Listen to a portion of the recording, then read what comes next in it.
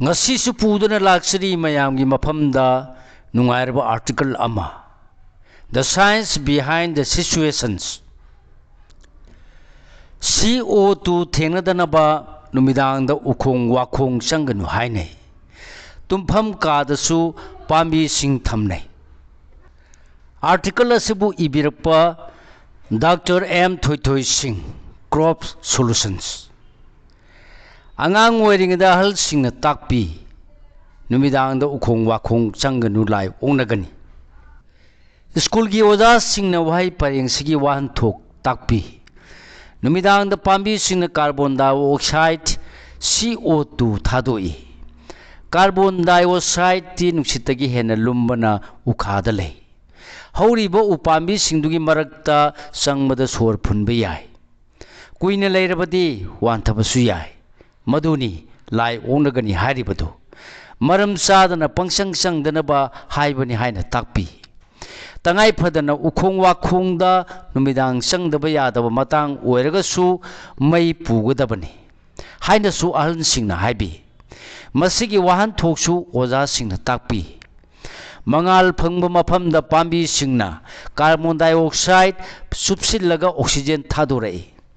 nasa kharma khai ngak thok chanaba haibibani haina takpiki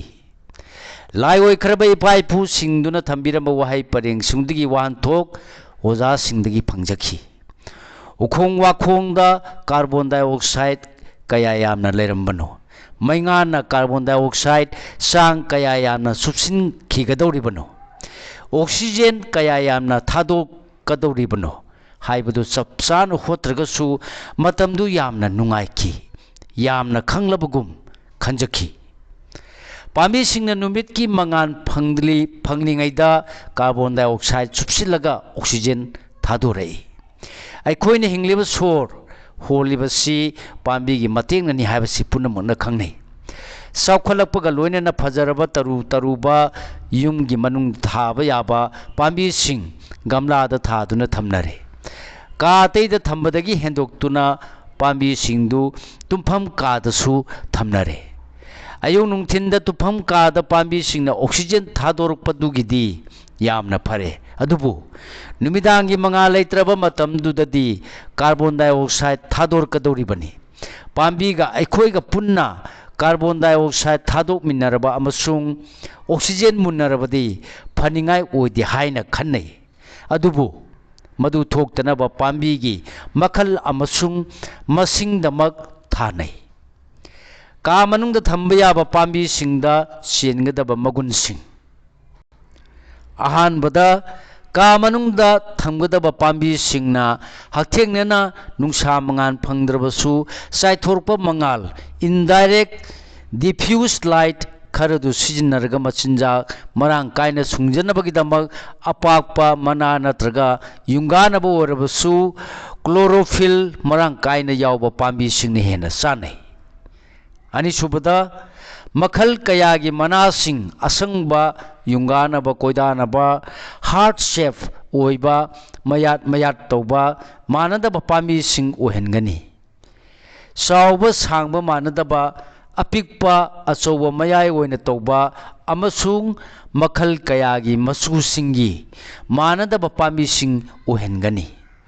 fajarabsu hu sendaba angang amasung leiminariba hui hodong using singbada akaiba amata pidaba pambi sing oigadabani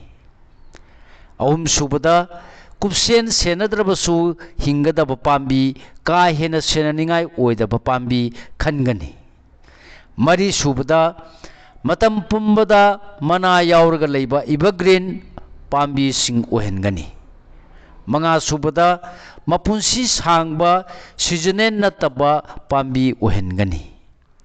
taruk subada punamaksigi mathakta kaduda leiba phattaba nungsit sengdokpa ngamba matam pumbada oxygen sang wangna thadokpa pambi sing khangani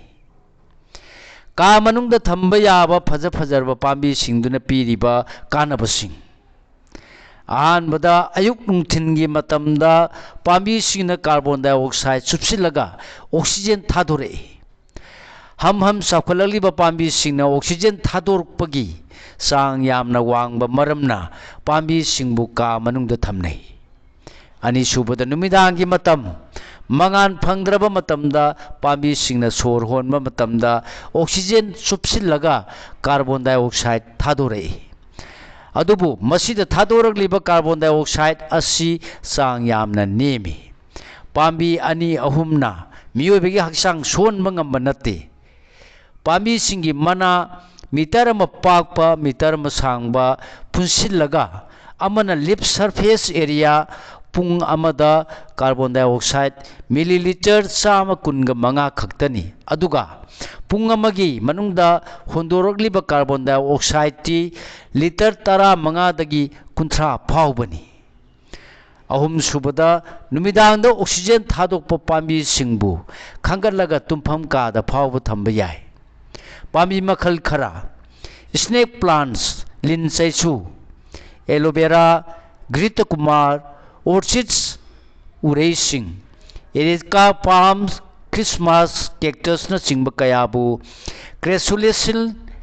acid metabolism CAM तौबगिदमक तुमफम कादा फावब थानै पांबी सिंग असिन आयुक नुंथिनगी मतमदा इसिंग थादोपगी चांग नेमनबा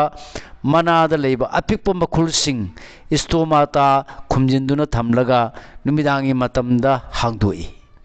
carbon dioxide सुपसिली अमसुंग oxygen थादोरई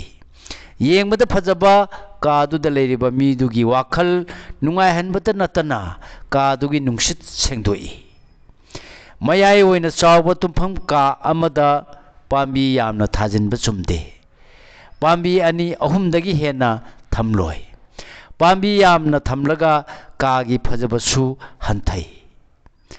पांबी सिंगबु तुमफम कादा पुसिलमदाइदा लाइओय खरबा इपा इपु सिंगदुना मचा मसु सिंगबु नुमिदांग उखोंग वाखोंग संगदनबा हाइबिरमबदु निसिंग हल्ले